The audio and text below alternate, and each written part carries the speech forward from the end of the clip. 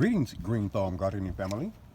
Did winter leave your Sago palm trees looking like this?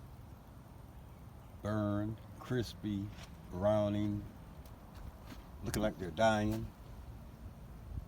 If so, here's what you do. Take a pair of these, and you want to remove every single branch or leaf from your Sago palm trees. I know a lot of you are not enjoying what you're seeing me do to this Sago palm tree at the moment, but trust me, this is the best possible thing that I could be doing to my Sago palm tree at this point. Removing all of these old leaves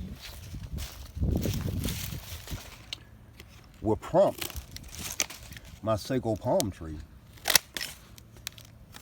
to produce new leaves to replace these old, dead, dying, and damaged leaves with in just 30 to 45 days. You guys see that?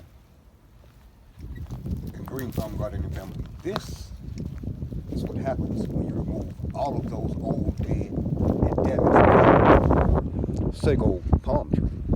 Take a look at this. 45 days later. Bam! Doesn't she look fantastic? Prune your plants, green thumb gardening family. It works.